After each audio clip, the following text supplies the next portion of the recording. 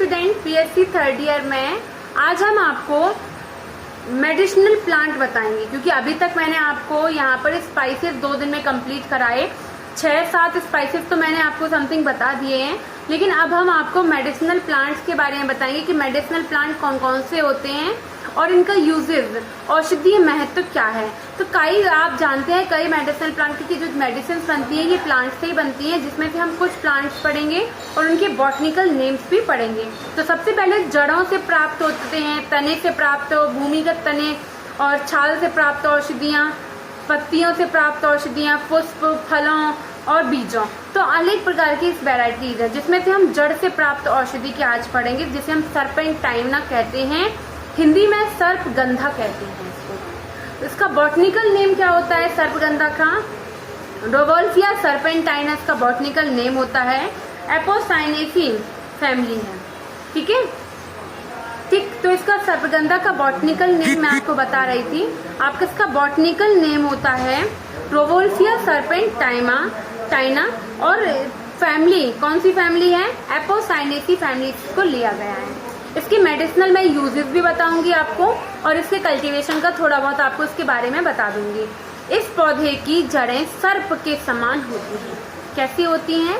सर्प के समान होती हैं, अतः इसका साधारण नाम सर्पगंधा है।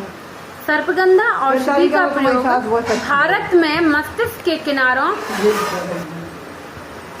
ठीक है, तो सर्पगंधा औषधि का प्रयोग भारत में मस्तिष्क के विकारों के उपचार के लिए बहुत प्राचीन काल से ही किया जाता रहा है।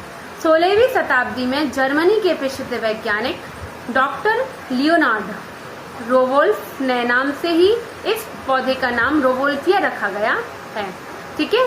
यह पौधा भारत के हिमालयी क्षेत्रों, उत्तर प्रदेश के पहाड़ी भागों, सिक्किम तथा असम में पाया जाता है। इस पौधे को पश्चिमी बंगाल, बिहार, उत्तर प्रदेश, दक्षिण भारत में भी उगाया जाता है। इसकी जो कई वैरायटीज होती हैं वो वैरायटीज कैसी हैं? रोवोल्फिया सर्पेंटाइना का पौधा लगभग आधा मीटर ऊंचा झाड़ी नुमा होता है। इसकी जड़ें पूर्ण विकसित होती हैं, मतलब प्रॉपर मैच्योर रहती हैं, जिनका आकार सर्प जैसा होता है, इसलिए सर्पेंटाइना। और जो 10 से 10 इंच लंबी होती हैं। तना पीले रंग का होता है और जिनका तना कैसा होता है? पीले रंग का होता है, जिससे दूधिया लैटेक्स निकलता है।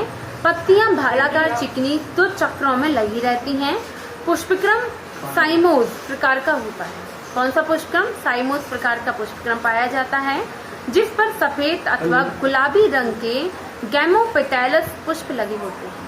कौन कौन से? गैमोपेटैलस पुष्प लगे होते हैं।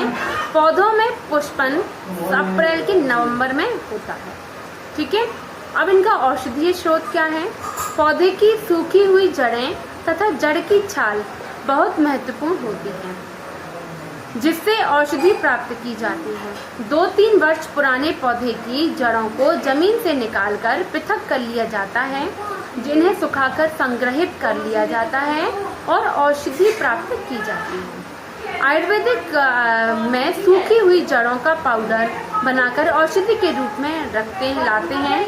एलोपैथी में इन जड़ों से महत्वपूर्ण एल्कोलॉइड्स रेसरपिन निकाली जाती है, जिसका उपयोग अनेक प्रयोगों औषधियों में भी किया जाता है। तो ये तो हो गया सर्पेंटाइना। मैंने सर्पेंटाइना आपको बता दिया है। इसके पौधे का आप डायग्राम भी ड्रॉ कर सकते हैं, इसका औषधीय महत्व भी आप लिख सकते हैं, ठीक है। अब औषधीय महत्व क्या है?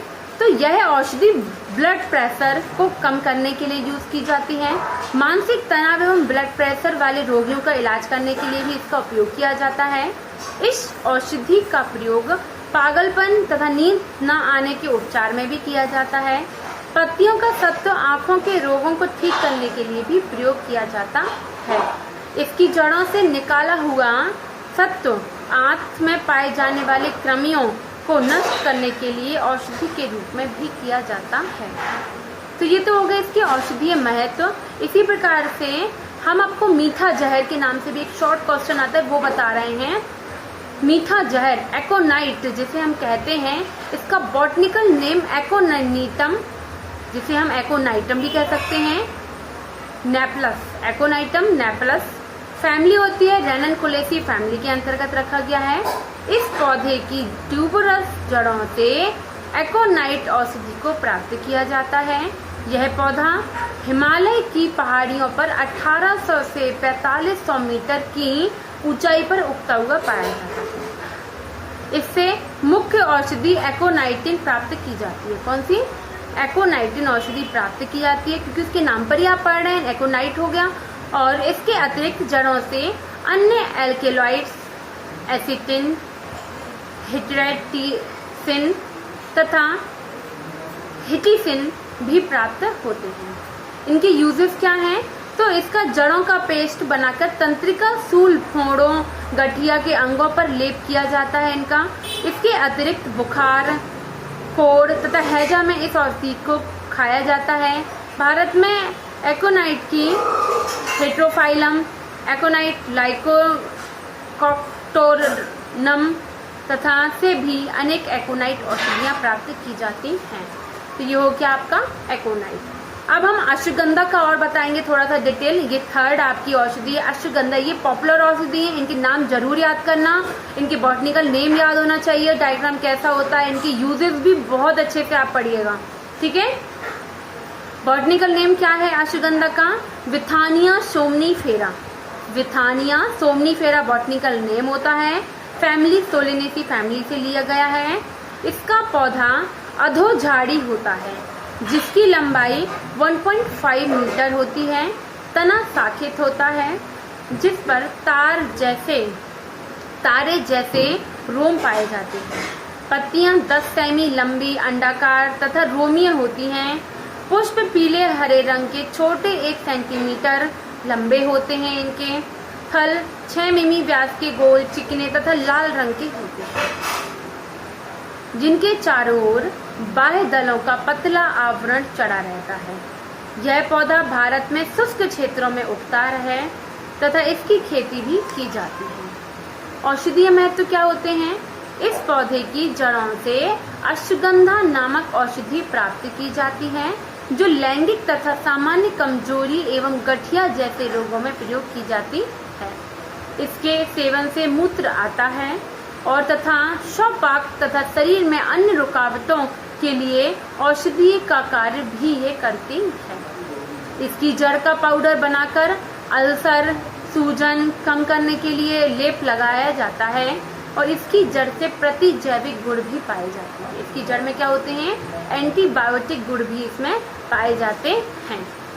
तो ये हो गया अश्वगंधा, ठीक है। मैं एक बार फिर से आपको तीनों के बॉटनिकल नेम बताऊंगी कि बॉटनिकल नेम क्या है।